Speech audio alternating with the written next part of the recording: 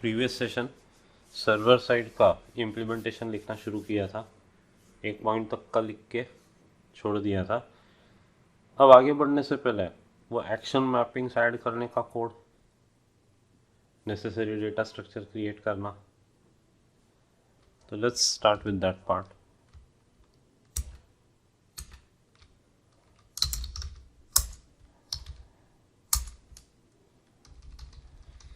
अब TCP action server के against हमने ये पॉइंटर टू पॉइंटर लिया एक्शन हैंडलर्स। तो आइडिया ये है कि टीसीपी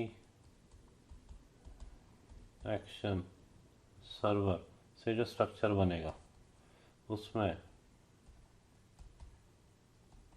एक्शन हैंडलर्स है, पॉइंटर टू पॉइंटर। तो जब भी कोई ऐड करेगा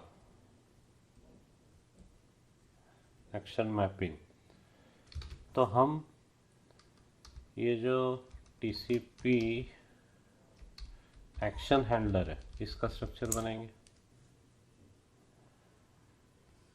जब भी ये फंक्शन कॉल होगा तो टीसीपी एक्शन हैंडलर इसका स्ट्रक्चर बनाएंगे और एक पॉइंटर बनाएंगे और इस पॉइंटर का एड्रेस इसमें और ये पॉइंटर इसको पॉइंट करेगा। जब एक और ऐड होगा तो एक और बनाएंगे, रीअलॉक इम्प्लीमेंट करेंगे और रीअलॉक इसको फ्री कर देगा। तो इस तरह से बढ़ते जाएंगे। तो रिलीज करते वक्त भी ध्यान रखना पड़ेगा, इनको रिलीज करना है। तो let's start.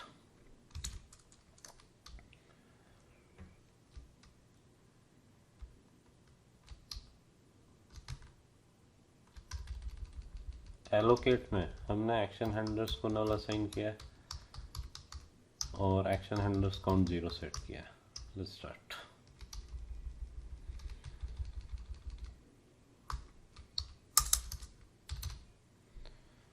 TCP action server add action mapping. अब इसमें अपन एक नया हैंडलर ले लेते हैं। तो TCP action handler star new handler. अब रीअलॉक की कोई गारंटी नहीं है कि वो एक्शन मैपिंग ऐड करेगी। तो TCP action handler star star TMP. तो हम रीअलॉक जो रिटर्न करेगा वो टीएमपी को असाइन करेंगे और टीएमपी अगर नल नहीं है तो फिर टीएमपी की वैल्यू जो हमने टीसीपी एक्शन सर्वर के अंदर एक्शन हैंडलर्स नाम का पॉइंटर ले रखा है उसको असाइन करेंगे।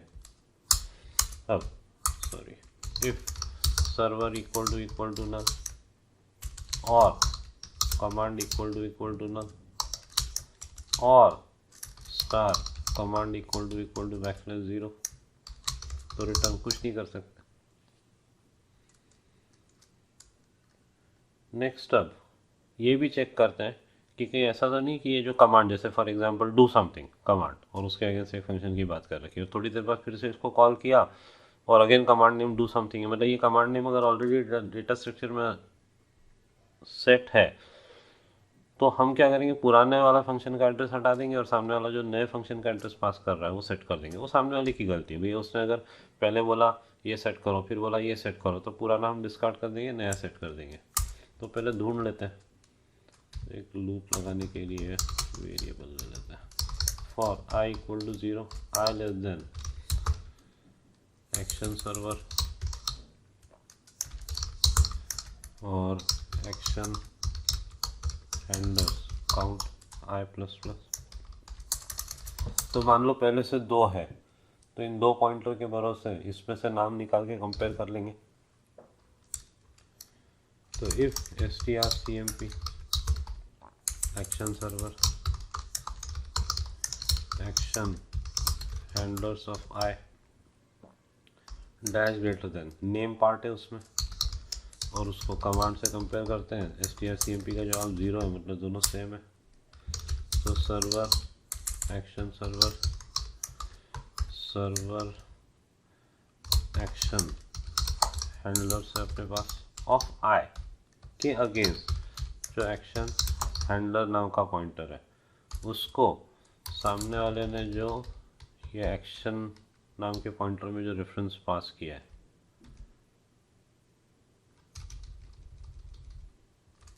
वो असाइन कर देते हैं और रिटर्न। बात यहाँ पहुँची, मतलब वो पहले से एग्जिस्ट नहीं करता कमांड, तो उस केस में new handler equal to TCP action handler star malloc size of TCP action handler. अब अगर न्यू हैंडलर नल है तो मतलब लो मेमोरी वाला इशू, तो action server error number equal to 600 ले लेते हैं। 601 अपन ने इंटरनल के लिए लिया, तो लो मेमोरी। बस अब एक ध्यान रखना है, अगर एरर स्ट्रिंग के अगेंस्ट पहले से कुछ है तो उसको फ्री करना है। If server error action server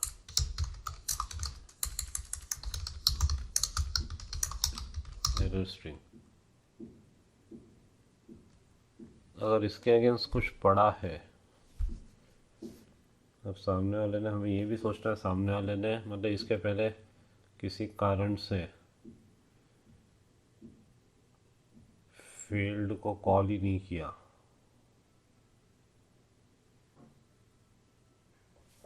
तो हमें डॉक्यूमेंटेशन में लिखना ही पड़ेगा। मतलब यहाँ पे कि एक इशू हो सकता है कि सामने वाले ने कोई और फंक्शन कॉल किया, उसके बाद उसको फील्ड को कॉल करना चाहिए था, उसने फील्ड को कॉल ही नहीं किया।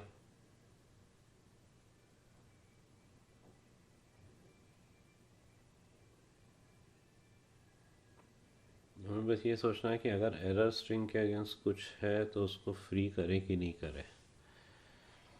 Just think about it. उसने स्टार्ट सर्वर को कॉल किया या एलोकेट सर्वर को कॉल किया, उसके बाद उसने फील्ड को कॉल किया और गेट एरर को भी, ओके गेट एरर को कॉल किया तो इसको हम नल असाइन कर चुके हैं। Let's check it out. थोड़ा सा प्रिकॉशन लेना पड़ेगा, नहीं तो एप्लीकेशन क्रैश हो जाएगी। We are going to well document कि आपको फील्ड को कॉल करना है। अगर फील्ड को कॉल कर लिया तो एरर भी एक्सट्रैक्ट करना है। जब सामने वाला एरर एक्सट्रैक्ट करेगा तो हम एरर स्ट्रिंग नल सेट कर चुके हैं, तो यस।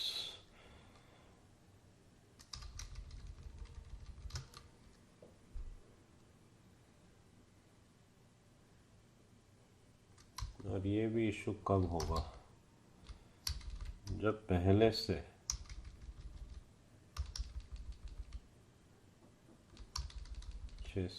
एक हो, तभी ये इशू हो सकता है। 2 minute. TCP action server started action handler,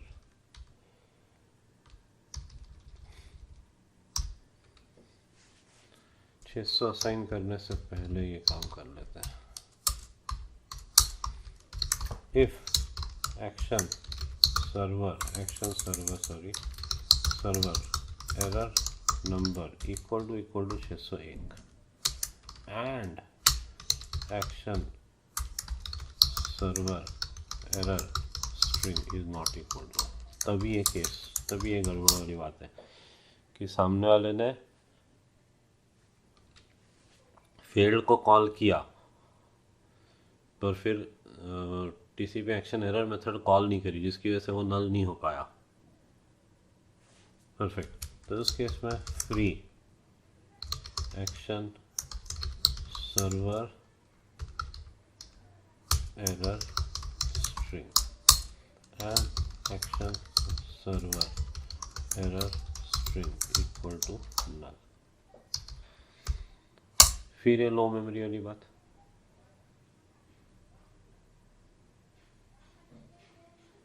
और यहाँ से रिटर्न करवा देते हैं।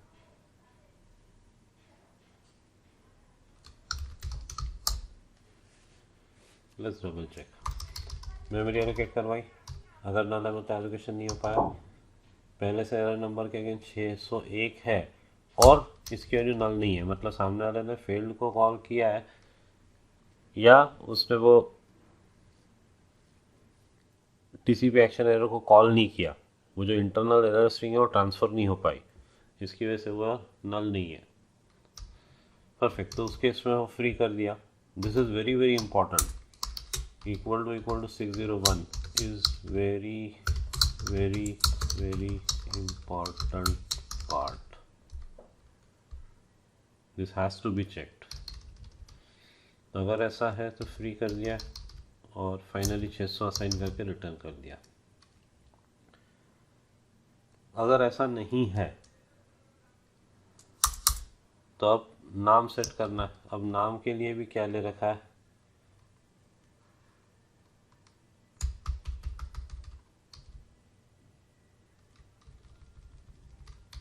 पॉइंटर ले रखा है नेम, तो मेमोरी एलोकेट करनी पड़ेगी। और रिलीज़ करते हो कि इन सबको रिलीज़ करना है, इस सब का भी ध्यान रखना पड़ेगा। तो new handler equal to new handler dash greater than name equal to char star malloc size of char into strlen command +1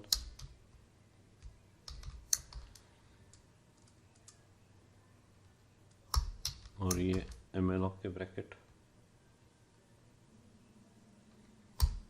again अगर new handler name equal to ना मतलब एमएलॉक फेल हो गया, तो इस केस में ये पोर्शन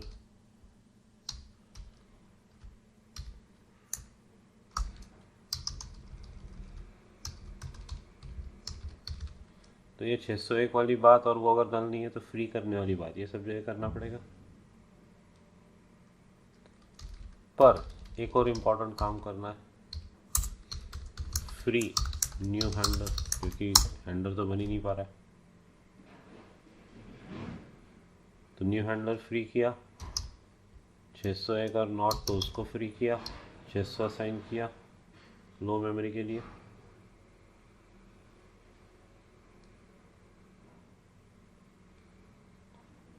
और लौटा दिया। बात यहाँ पहुँची, मतलब एलोकेशन हो गया। एलोकेशन हो गया है तो strcpy एक्शन सर्वर नहीं, new handler dash greater than name,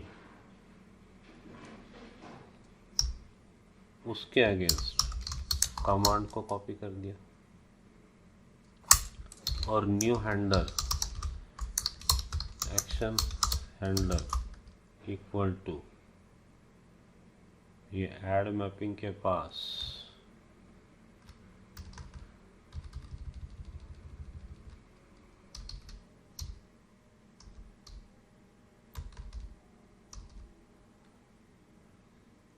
action वाली बात आई है।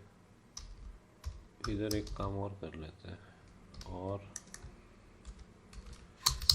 एक्शन इक्वल टू मतलब कमांड नल एक्शन नल या कमांड के अगेंस्ट वेक्टर 0 तो रिटर्न।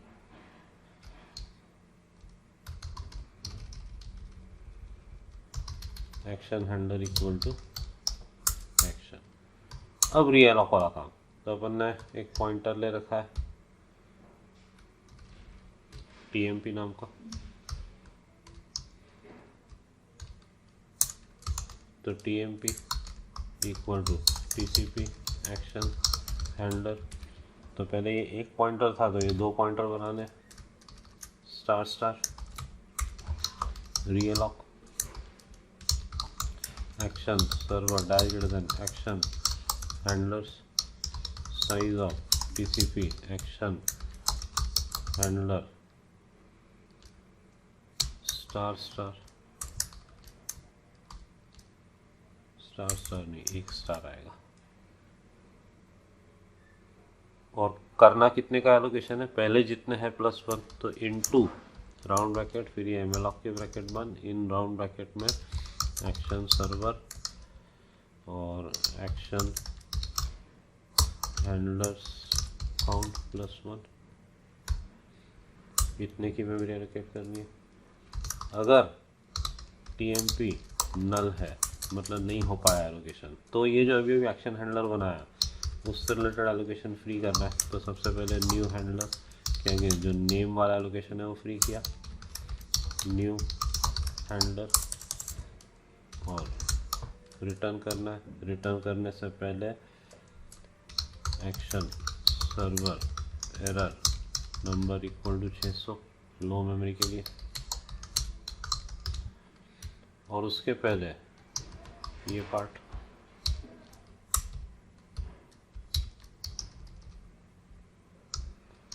इस पार्ट का ध्यान रखना पड़ेगा, ये एक टीडियस एक्ट है।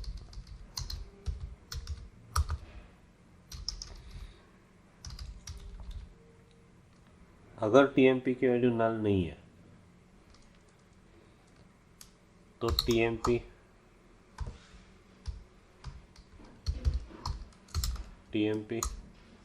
Server action server action handler count, जैसे इनिशियली 0 है तो पहला एलोकेशन 0 का ही होगा, फिर 1 तो ये 1 वाला होगा। तो लॉजिकली जो अभी काउंट की वैल्यू है वही नए वाले का इंडेक्स होगा, इक्वल टू न्यू हैंडलर, फिर एक्शन सर्वर एक्शन हैंडलर। ध्यान रखना रियल लॉक किया है तो हमको पुराना वाला फ्री करने की ज़रूरत नहीं है। आई मीन टू से ये पॉइंटर के लिए जो मेमोरी एलोकेटेड है ये फ्री करने की ज़रूरत नहीं है। Action server dash greater than action handler equal to TMP और action server action handlers count plus plus.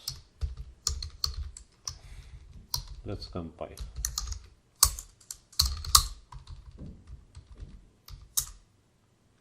Okay, बहुत सारे इशू है। टीसीपी एक्शन हैंडलर स्टार, उसके भी पहले TCP action server action handler के लिए मिल रहा है।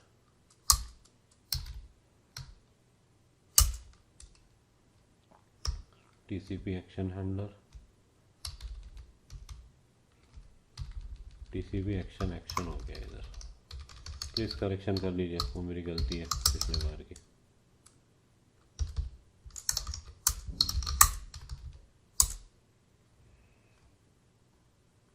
Spelling mistake. Action server undeclared 83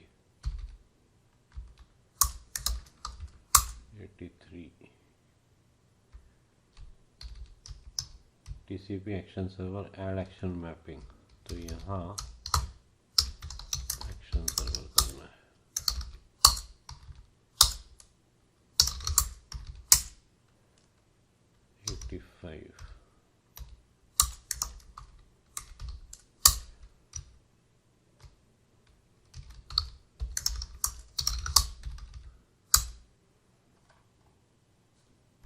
eighty two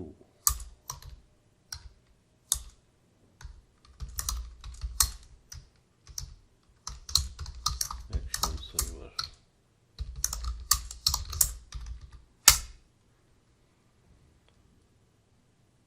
लैंडलर 120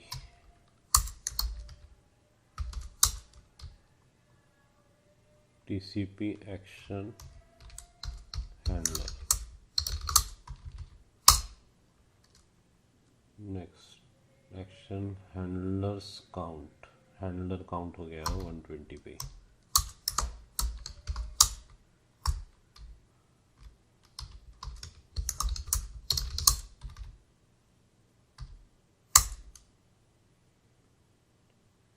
action server action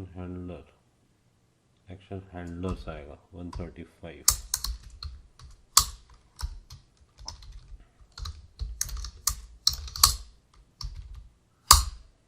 fine.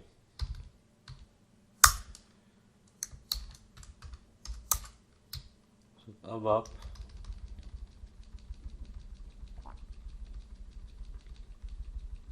ये मेथड लिख लीजिए, TCP action server add action mapping. Be careful, double equal to की जगह कहीं सिंगल इक्वल टू ना लगे कंपेयर करते वक्त। I hope you have written this down. आगे का लिख लीजिए, अगेन आगे का लिख लीजिए, अगेन आगे का लिख लीजिए। तो what I am doing over here is एक सिंपल अरे टाइप मेंटेन कर रहा हूँ। बस ये ध्यान रखना है कि रिलीज करते वक्त ये सब भी रिलीज होना चाहिए, ये जितने एलोकेशन किए। तब नेक्स्ट अब रिलीज का कोड लिखना चाहिए, क्योंकि अब हमको क्लियरली पता है कि हम क्या क्या कर रहे हैं। तो रिलीज में हम ये जो मल्टीपल पॉइंटर्स क्रिएट किए ये रिलीज करेंगे, फिर एक्शन हैंडलर वाला जो स्ट्रक्चर है वो रिलीज करेंगे, उसके अंदर पहले जो नाम वाला स्ट्रक्चर है वो भी रिलीज करना पड़ेगा। तो बहुत सारी एक्टिविटीज है जो हमें रिलीज में करनी है। तो we will do that, then we will come on to this action client connected handler. तो पहले release release release release release fed fed fed, यहाँ नहीं है ये। तो सबसे पहले तो if action server equal to null return release TCP server action server server underline release को कॉल किया, फिर action server server equal to null.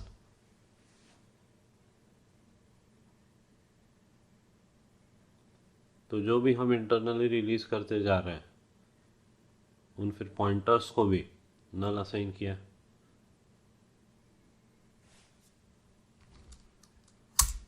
Next if action server dial greater than error number equal to 601 and action server error string is not equal to null. तो free action server error string. Next line important नहीं है पर आदत होनी चाहिए, क्योंकि हम वैसे ही एक्शन सर्वर ही फ्री करने वाले हैं, तो इसकी आइडियली ज़रूरत नहीं है, but still I would like to go for it नल। ये काम हो गया।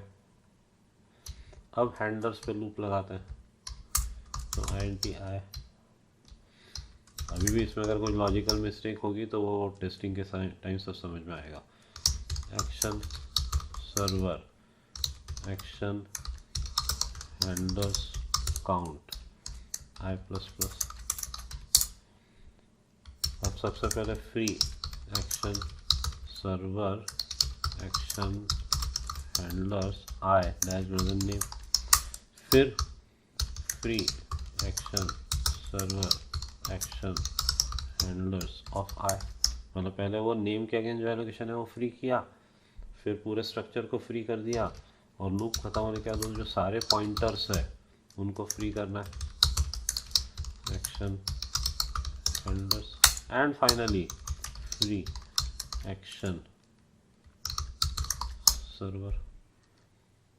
अब सामने वाला अगर दोबारा रिलीज दो बार रिलीज टीसीपी एक्शन सर्वर को कॉल ना करे, ये सब वेल डॉक्यूमेंटेड होगा। स्टिल अगर if action server action handlers equal to null तो रिटर्न।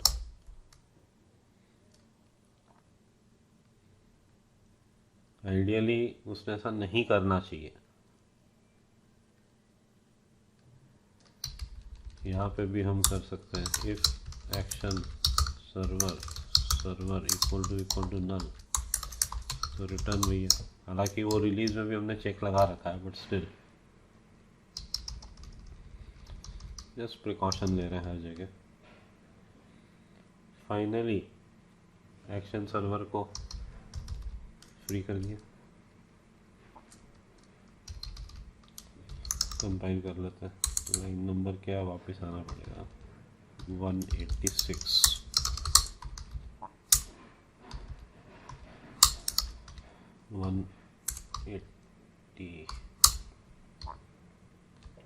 तो आप रिलीज का कोड लिख लीजिए।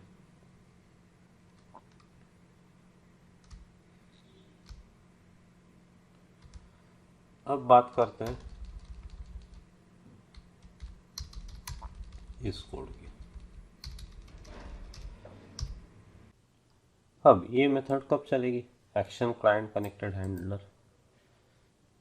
जब भी जो नेटवर्क लेयर का कोड है, सर्वर के पास जब भी रिक्वेस्ट आएगी तो हमने क्या कर रखा है कि इसका एड्रेस हमने दे रखा है यहाँ पे, देखिए on TCP client connected action server actual TCP server, और हमने बोल रखा है कि हमारा ये फंक्शन चलना चाहिए।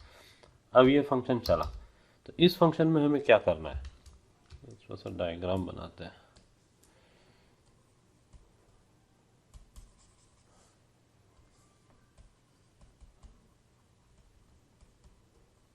नेटवर्क लेयर पे जो टीसीपी सर्वर है उसको हमने बोल रखा है कि एक्शन क्लाइंट कनेक्टेड हैंडलर। तो इसके पास हमने ये इंफॉर्मेशन दे रखी है कि एक्शन क्लाइंट कनेक्टेड हैंडलर। इस फंक्शन का एड्रेस हमने दे रखा है कि भैया जब भी कनेक्शन आए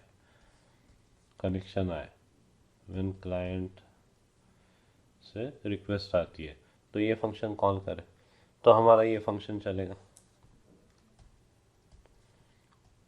एक्शन क्लाइंट कनेक्टेड हैंडलर। ये जो फंक्शन है ये किस लेयर का है? कमांड लेयर का। ये कमांड लेयर है, ये नेटवर्क लेयर है। अब कमांड लेयर को सामने वाले ने कह रखा है कि भैया ऐड स्टूडेंट पे ये फलाना फलाना फंक्शन चले, गेट ऑल स्टूडेंट्स पे ये फंक्शन चलाना। तो इस फंक्शन, ये जो फंक्शन है इनके एड्रेसेस इसके पास है। ये एड्रेसेस किस में रैप करके रखे हैं हमने? जो टीसीपी एक्शन सर्वर है उसके अंदर हैंडलर्स में रैप करके रखेंगे एड्रेसेस। अब एक प्रॉब्लम ये है कि नेटवर्क लेयर से जब ये मेथड चलेगी तो has no access to action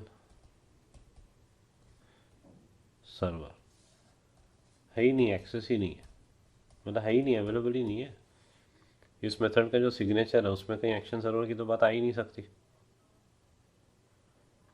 तो यहाँ एक ट्रिक अप्लाई करनी पड़ेगी। हम क्या करेंगे कि ग्लोबल डेटा स्ट्रक्चर ले सकते हैं। तो अभी ग्लोबल डेटा स्ट्रक्चर के नाम पे मैं एक पॉइंटर लूंगा ग्लोबल, तो ये इसको असाइन कर देंगे, इसका एड्रेस इसमें रखेंगे और यहाँ से ये उठा लेगा एड्रेस। सिंस ये एक्सेस नहीं है तो विल एक्सेस ग्लोबल। तो किस किस पॉइंट पे क्या क्या करना पड़ेगा पहले वो तैयारी कर लेता है।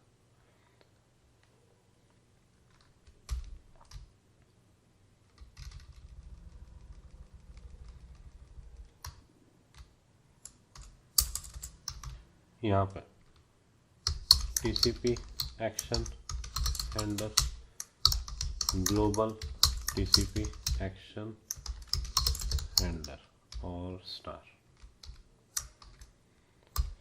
अब अगर मैं ऐसा करता हूँ तो मतलब सर्वर साइड की जो एप्लीकेशन लिखेगा वो सर्वर साइड पे एक ही सर्वर उस एप्लीकेशन के थ्रू मैनेज कर सकता है। तो यहाँ मैं लिख देता हूँ if everything goes well this can be change to a data structure that will enable support for multiple servers in one application। अभी तो ये सिंगल है। इसको क्या असाइन करना है? नल। किधर असाइन कर रहा है? I think this is the best place. TCP server failed.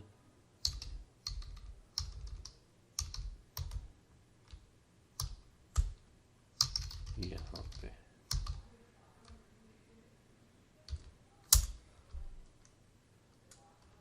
ये यहाँ पे कर सकते हैं। Action server, sorry, global action server, global TCP action handler. नहीं, ये गलत कर रहा हूँ मैं। It should be TCP action server. अपने को एक्शन सर्वर का रेफरेंस रखना है। Global TCP global action server. तो यहाँ पे global action server equal to action server, this will change when we will add support for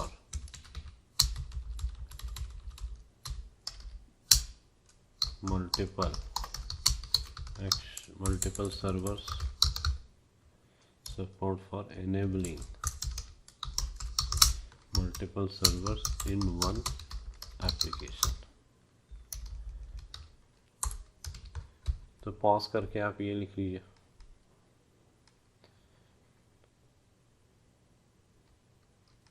तो ये रेफरेंस असाइन कर दिया।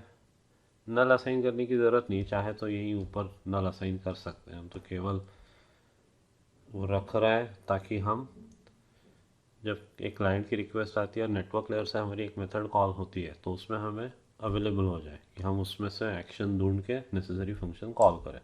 अब रिलीज में नल असाइन कर देते हैं, दैट वुड लुक गुड। तो क्या था वो नंबर 80 के आसपास थी release method.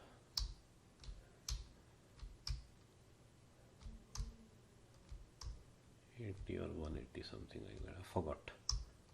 Okay, yeah, it was 180 something. Stop release, यहीं पे टॉप पे ही कर देते हैं।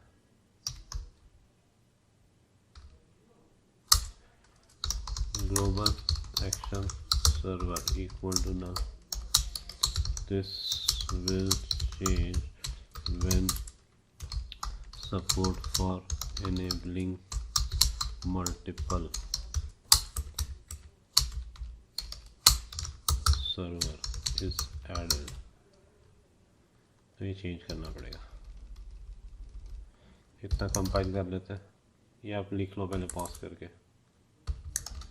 तो एक ग्लोबल पॉइंटर लिया, एलोकेट सर्वर में उसको एलोकेटेड सर्वर का रेफरेंस असाइन कर दिया और रिलीज में उस ग्लोबल पॉइंटर की वैल्यू नल सेट कर दी। ठीक है, अब इधर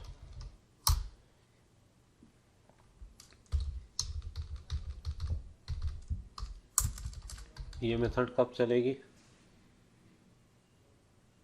जब एक क्लाइंट साइड से रिक्वेस्ट आएगी। तो अगर जो भी नाम आ रहा है वो हमें एक्शन हैंडलर में ढूंढना है, एक्शन हैंडलर्स की जो लिस्ट है उसमें नहीं मिलता है तो बात ख़त्म। मिल जाता है तो उसके अगेंस्ट जो एक्शन सेट किया है, मतलब जिस फंक्शन का एड्रेस है उसको कॉल करना है।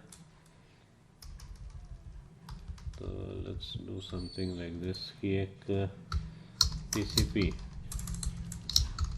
Action handler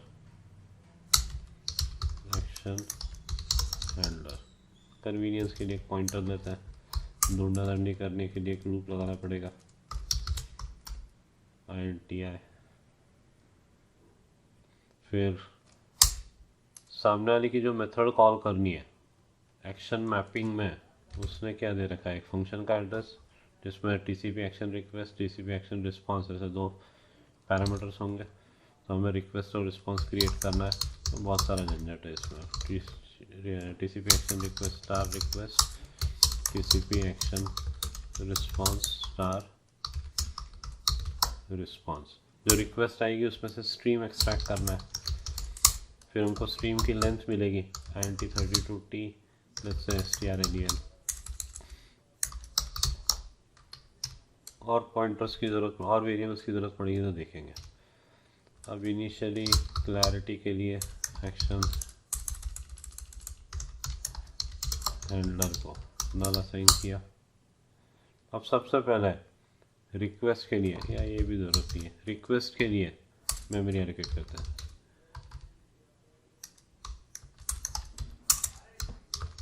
request equal to TCP action request star malloc size of TCP action request, अगर रिक्वेस्ट इक्वल टू नल तो डिस्कनेक्ट टीसीपी क्लाइंट को डिस्कनेक्ट कर दिया, क्लाइंट से डिस्कनेक्ट कर दिया, रिलीज टीसीपी क्लाइंट रिलीज कर दिया, और यहाँ से रिटर्न। सिंपल स्टोरी, कुछ नहीं, ये फंक्शन ख़त्म। ध्यान रखना ये फंक्शन कब चलेगा, जब क्लाइंट साइड से नेटवर्क लेयर वाले सर्वर के पास कुछ आएगा, तो हमने उसको बोल रखा है भैया कुछ आया तो हमारी ये मेथड कॉल कर लेना। उसने मेथड कॉल करी, हमने कुछ प्रोसेसिंग के लिए मेमोरी एलोकेट करने की कोशिश करी, कुछ नहीं हो पाया तो रिफ्यूज़ कर दी गई रिक्वेस्ट। आगे चल के यहाँ कुछ कर सकता है, later on add something to server log, जिससे पता चले कि कुछ ऐसा इशू है जिसकी वजह से रिक्वेस्ट फर्दर प्रोसेस नहीं कर पाए। फिर response equal to TCP action response star malloc size of TCP action response. Same story, इसके लिए भी अगर कुछ नहीं हो पाया तो यही काम करना है। तो इफ़ रिस्पॉन्स इक्वल टू, मतलब मेमोरी एलोकेट नहीं हो पाई, तो response null later on add something to server log disconnect TCP client release TCP client और रिटर्न। कंट्रोल इस में भी नहीं फंसा। मतलब क्या, रिक्वेस्ट के लिए एलोकेशन हो गया, रिस्पांस के लिए एलोकेशन हो गया। अब रिस्पांस में जो जो ले रखा है उन सबको कुछ असाइन करना है। तो ये लाइन नंबर 173 है, बार बार मेरे को ऊपर नीचे करना पड़ेगा। अब रिक्वेस्ट और ये response, client error number, error string और बाइट स्ट्रीम। ये तो एक फ्रेश बाइट स्ट्रीम होगी, रिस्पॉन्स से रिलेटेड है। तो client error number, error string और बाइट स्ट्रीम 173। तो response error number equal to 0, response error string equal to null, response client equal to client. और फिर बाइट स्ट्रीम की बात करते हैं। बाइट स्ट्रीम के अगेंस्ट क्या करना है हमको, एक नई बाइट स्ट्रीम बना के रखना है। वो जो बाइट स्ट्रीम होगी वो एम्प्टी स्ट्रीम होगी एक तरह से, जिसमें सामने वाला बाद में ऐड कर पाएगा।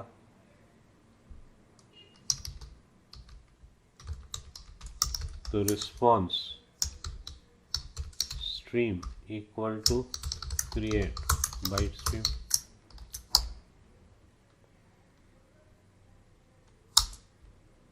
अब किसी कारण से बाइट स्ट्रीम नहीं बन पाती है, मतलब ये स्ट्रीम नल, तो खेल खत्म। ओके, यहाँ मेमोरी लीक का इशू दिख रहा है। रिक्वेस्ट के लिए मेमोरी एलोकेट हो चुकी है, तो फ्री रिक्वेस्ट करना पड़ेगा।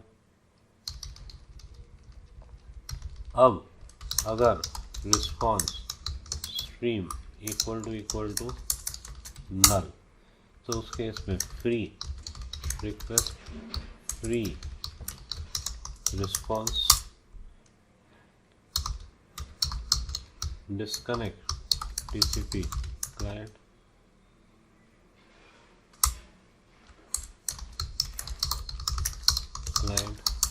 रिलीज टीसीपी क्लाइंट और return.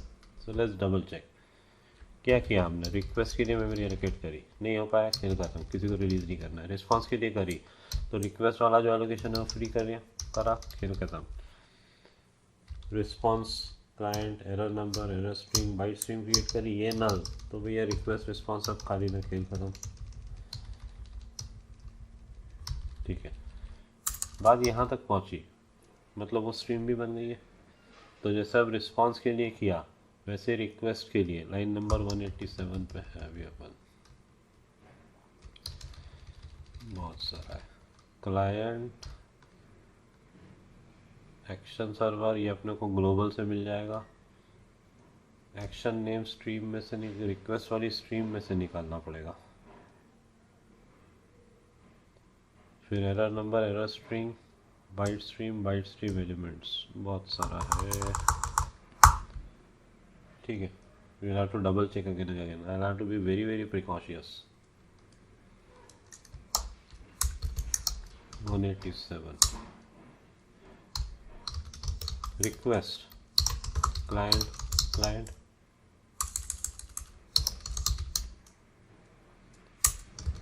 request error number equal to 0, request error string equal to null। एक बार रिस्पॉन्स के अगेंस्ट का भी चेक कर लेता हूँ। एरर नंबर 0 एरर स्ट्रिंग नल, इसमें गड़बड़ हो जाएगी कुछ भी अगर प्रॉब्लम है तो। Request action server equal to global action server, this will change when support to enable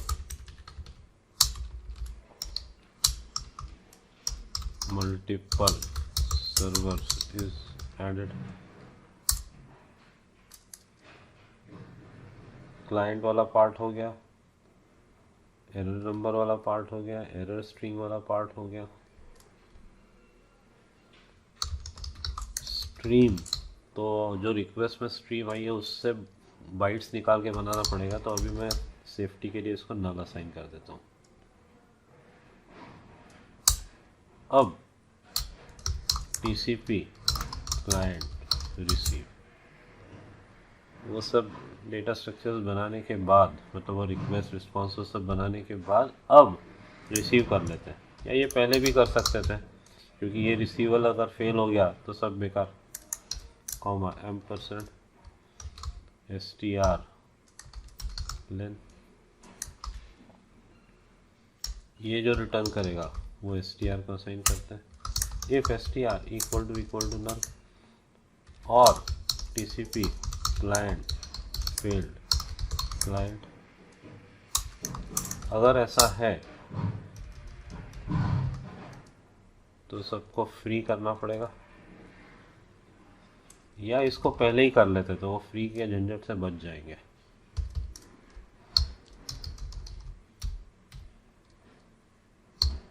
इसको अपन यहाँ कर सकते हैं, यहाँ राइट एट द टॉप, कि भैया सबसे पहले तो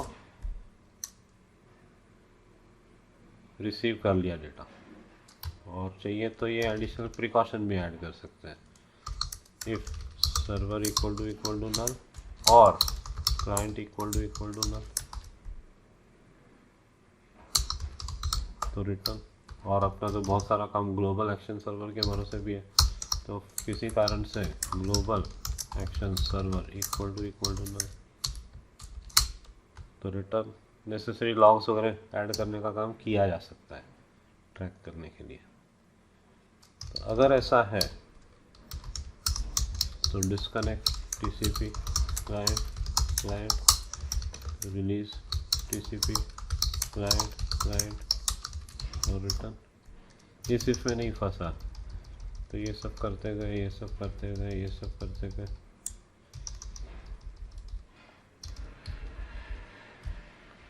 तो अपन स्ट्रीम तो निकाल चुके हैं।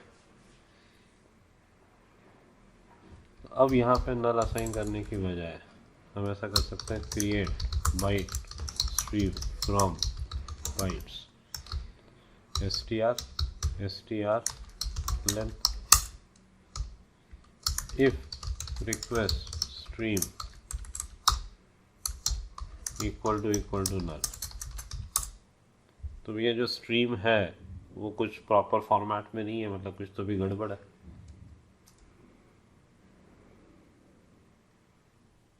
तो इस केस में वो जो हमारे पास str में वो फ्री किया, बहुत पेशेंस के साथ काम करना पड़ेगा। रिक्वेस्ट वाला फ्री किया, रिस्पॉन्स वाला फ्री किया, डिस्कनेक्ट टीसीपी क्लाइंट और रिलीज टीसीपी क्लाइंट रिटर्न। एक और बात है, यहाँ पे create byte stream from bytes से यहाँ पे क्रिएट बाइट स्ट्रीम कर रहे हैं, तो ये बाइट स्ट्रीम भी रिलीज करनी पड़ेगी। यहाँ पे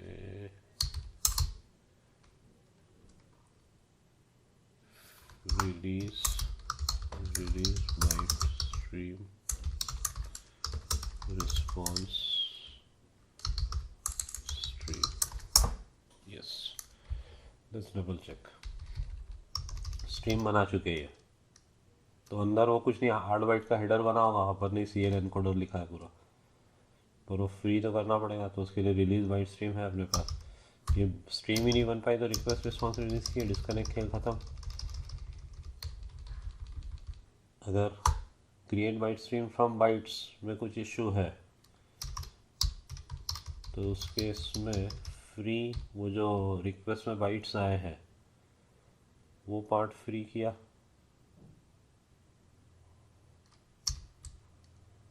रिक्वेस्ट को फ्री किया, रिस्पॉन्स के अगेन जो स्ट्रीम है रिलीज करी, free response, disconnect, return. Fine, बात आगे बढ़ी। तो रिक्वेस्ट के अगेंस्ट अब क्या बचा है, 212 लाइन नंबर पे है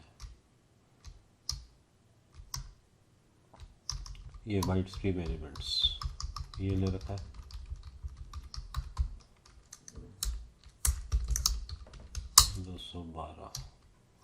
रिक्वेस्ट बाइट, फिर से देखना पड़ेगा, भूल गया मैं। एलिमेंट्स नाम का पॉइंटर है,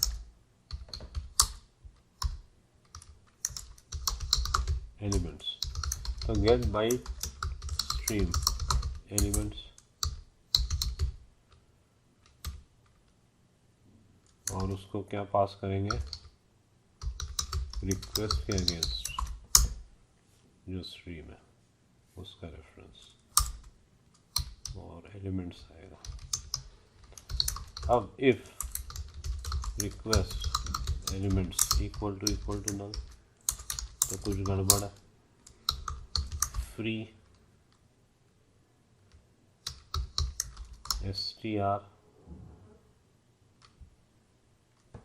अब ये फ्री str करना है क्या,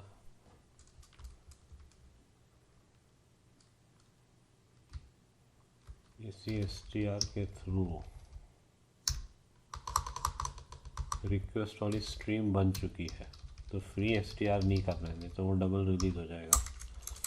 str के अगेन जो है वो एक तरह से हम ओनरशिप वो create byte stream from bytes को दे चुके हैं। 215 पे है, एक बार वेरीफाई कर लेते हैं। vim.front/front/ cl common src cl encoder.c create byte stream from bytes। इस पूरे फंक्शन में देखिए कहीं malloc नहीं है, मतलब उसी स्ट्रीम पे सारा काम कर लिया।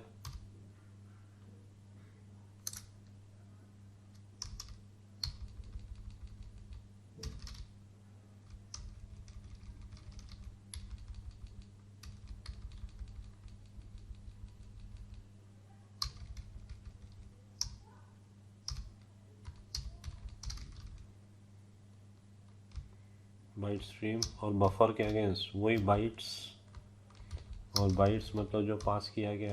Okay fine.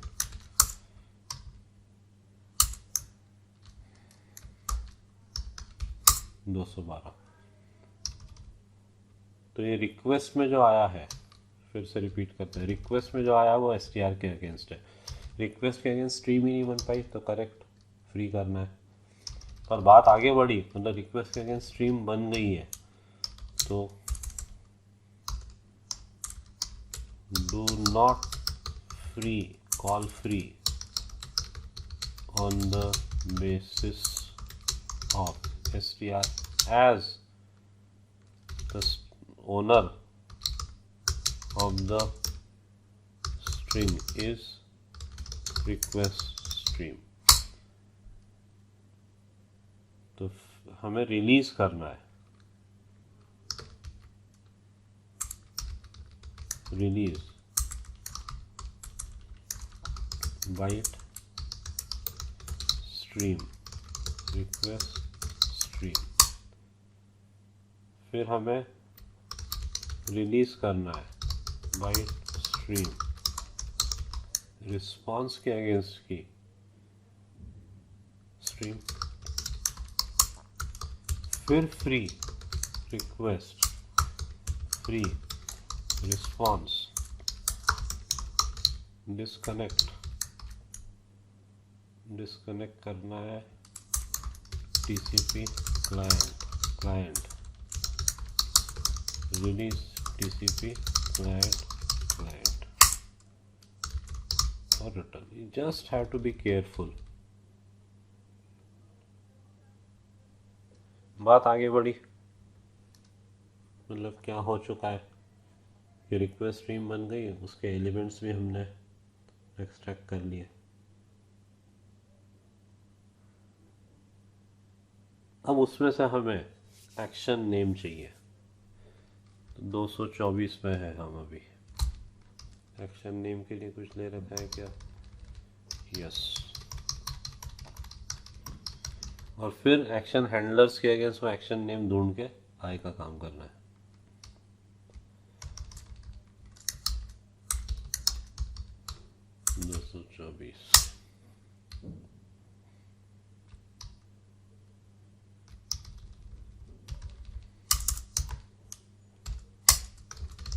तो request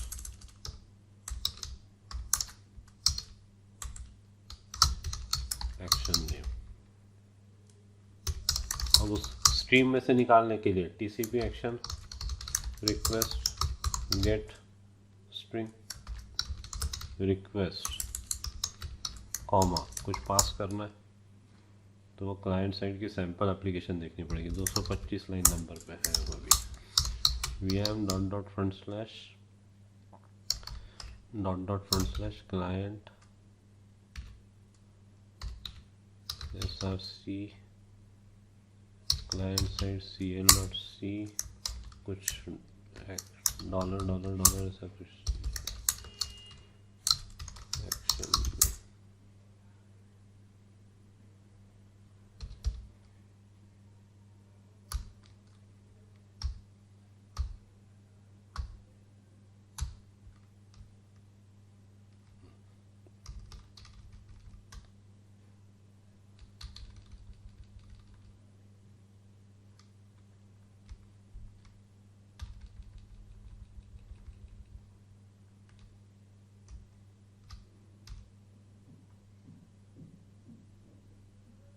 get all students। Okay अभी हमने ये set action name का इम्प्लीमेंटेशन लिखा ही नहीं है। एक्शन नेम हम रैप करके भेजेंगे किसके against?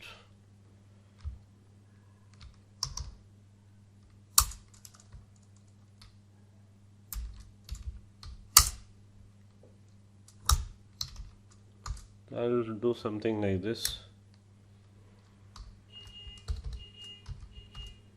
Star star star action underscore name star star star, ये अपनी स्ट्रिंग रहेगी।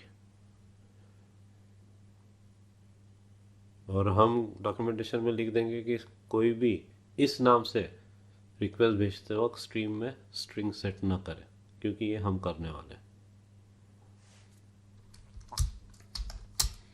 Star star star action name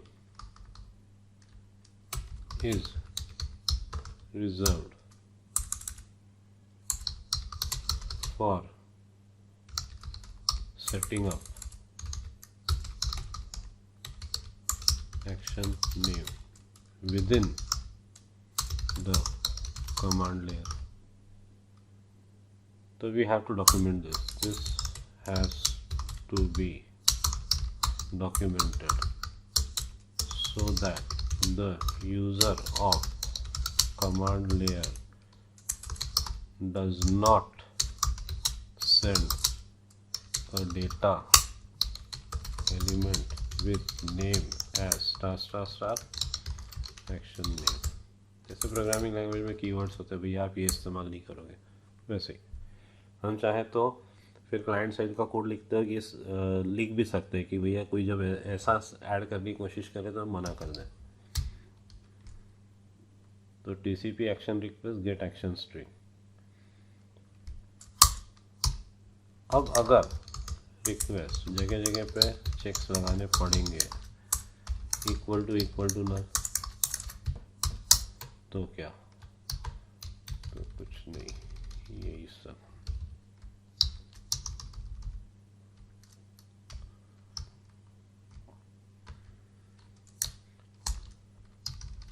appropriate log entries देनी पड़ेगी ताकि सामने वाला ट्रैक कर सके कि भैया क्यों नहीं हुआ। क्लाइंट साइड से रिक्वेस्ट गई पर सर्वर साइड पे कुछ प्रोसेसिंग क्यों नहीं हुई।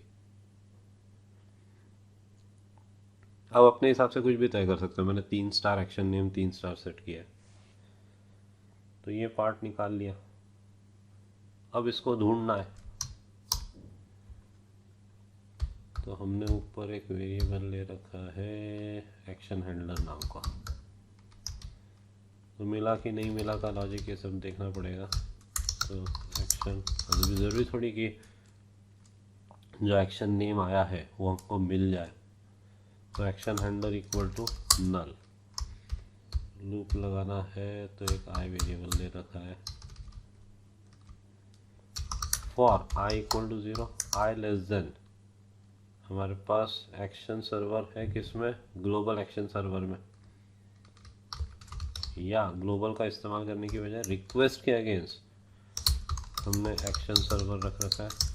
Action handlers count I plus plus, if str, या ऐसा कर लेते हैं एक्शन हैंडलर इक्वल टू, या इफ कंडीशन लगाते हैं, इफ रिक्वेस्ट एक्शन सर्वर के अगेंस्ट जो एक्शन हैंडलर से उसके ith इंडेक्स वाला नाम strcmp से कंपेयर कर लेते हैं, comma request dash greater than action name equal to 0। इस इफ में फंसा तो एक्शन हैंडलर को request action server action handlers of I ये असाइन कर दिया और लूप से ब्रेक करवा दिया। लूप खत्म होने के बाद अगर एक्शन हैंडलर की वैल्यू अभी भी नल है, मतलब वो नहीं मिला, नहीं मिला तो क्या भाई, ये सब फ्री करना पड़ेगा और एक फ्री और बढ़ाना पड़ेगा। वो फ्री कौन सा?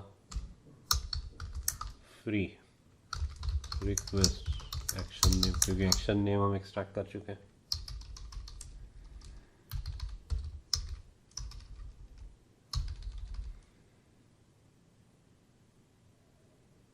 इस इफ में भी नहीं फंसा तो क्या?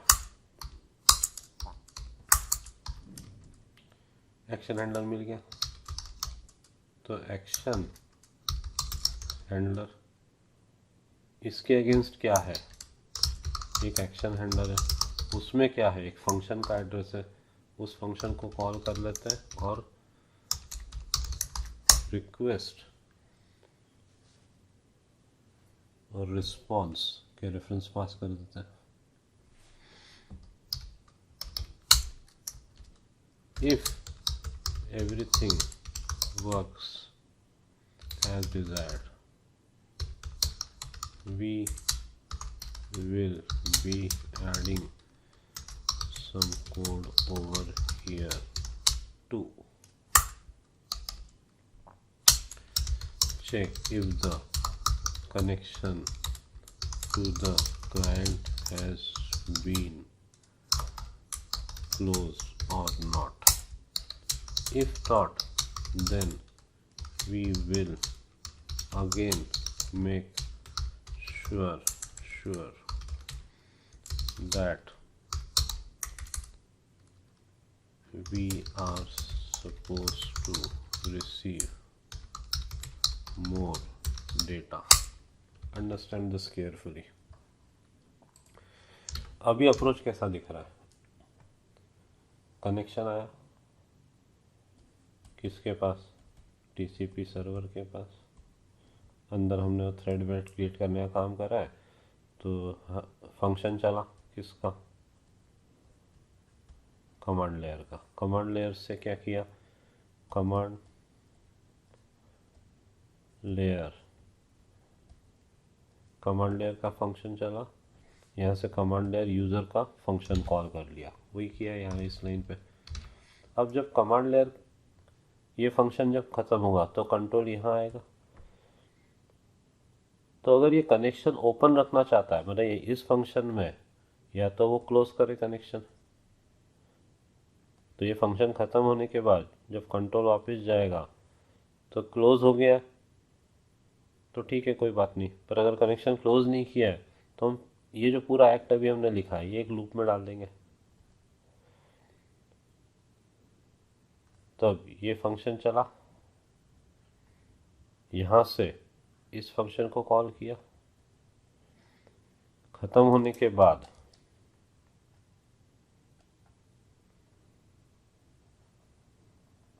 ये कॉल है अपना, खत्म होने के बाद कंट्रोल यहाँ आएगा, इफ क्लोज तो ब्रेक, तो कंट्रोल बाहर आ जाएगा, नहीं तो ऊपर जाके फिर रिसीव करेगा, यहाँ रिसीव का कोड। तो वो एग्जांपल बना के दिखाऊंगा मैं आपको आगे चल के। ऐसा ना सोचा जाए कमांड लेयर की वजह से ऐसा हो रहा है कि रिक्वेस्ट गई, काम हुआ, कनेक्शन क्लोज हुआ, अगले पे नई रिक्वेस्ट। अभी तो मैंने सैम्पल एप्लीकेशन ऐसे ही लिखी है कि ऐड स्टूडेंट पे नया कनेक्शन बने, रिक्वेस्ट जाए, काम खत्म, गेट ऑल स्टूडेंट, रिक्वेस्ट जाए, काम खत्म। जबकि चाहे तो ऐसा भी कर सकता है कि सामने वाला कनेक्शन खुला रख सकता है, तो वो उस हिसाब से प्रोग्रामिंग करेगा। तो वैसा कनेक्शन ओपन रखने वाला काम कैसे किया जाए या उसका एग्जाम्पल कैसे बनाया जाए, उसका ट्यूटोरियल लिखेंगे बराबर। एक बार ये चल जाए फिर यहाँ आके चेंजेस करने होंगे, बस यहाँ पे चेक करना है और इस सबको एक लूप में डालना है। वो लूप अपना कहाँ शुरू होगा, यहाँ देखिए, फिर से वो रिसीव पे अटक जाएगा, यहाँ पे लूप स्टार्ट। तो फिर वो रिसीव के ऐसा अटक जाएगा, अगले के लिए सुनेगा रिक्वेस्ट उसी क्लाइंट से, क्योंकि कनेक्शन क्लोज नहीं किया अभी नहीं, पर ये नेक्स्ट फेज में होगा। मतलब एक बार सर्वर साइड का इम्प्लीमेंटेशन, क्लाइंट साइड का इम्प्लीमेंटेशन, और हमने जो सैम्पल एप्लीकेशन बनाई है वो चल जाए सक्सेसफुली, उसके बाद ये काम करना है। और आखिरी काम वो मल्टीपल सर्वर्स के लिए data structure.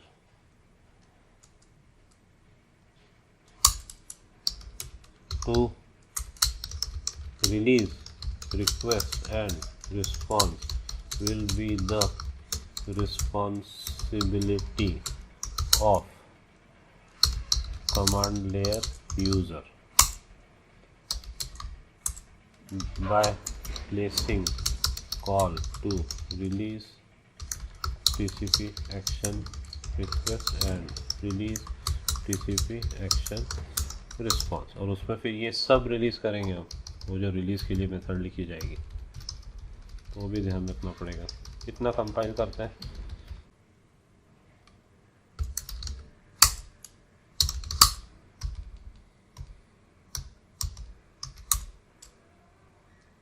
One 160।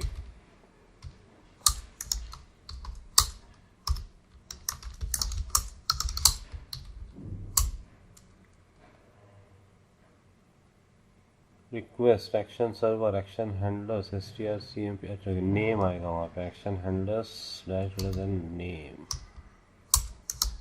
43,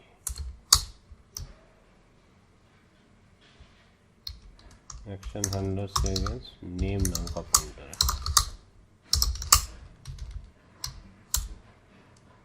okay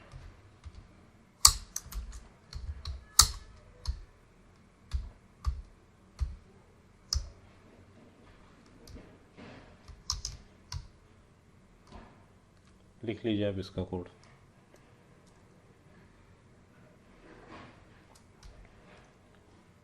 again pause करके आएगा, लिख लीजिए। अगेन पॉज करके आएगा, लिख लीजिए। अगेन पॉज करके आएगा, लिख लीजिए।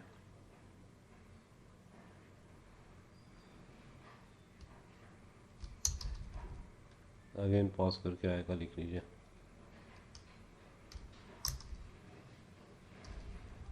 अगेन पॉज करके आएगा, लिख लीजिए। अगेन पॉज करके आएगा, लिख लीजिए। एक बार फिर से समझ लीजिए, ये जो ओनर वाली बात करी है, ओनर का मतलब यहाँ हमने str ये एक्सट्रैक्ट किया है, किधर गया ये, तो हम ओनर हो गए, मतलब action client connector handler owner हो गया एक तरह से। अब उसकी रिस्पॉन्सिबिलिटी है फ्री करने की। और आगे क्या किया है कि हमने create byte stream from bytes को वो एड्रेस पास कर दिया, तो एक तरह से ओनरशिप यहाँ ट्रांसफ़र कर दिया, क्योंकि हमने create byte stream from bytes में इसकी कॉपी बना के फिर से कुछ प्रोग्रामिंग नहीं करी है, हमने बस ये बेस एड्रेस पास कर दिया। और अब वो जाने क्या करना है, तो वो स्ट्रीम में रैप हो गया एक तरह से।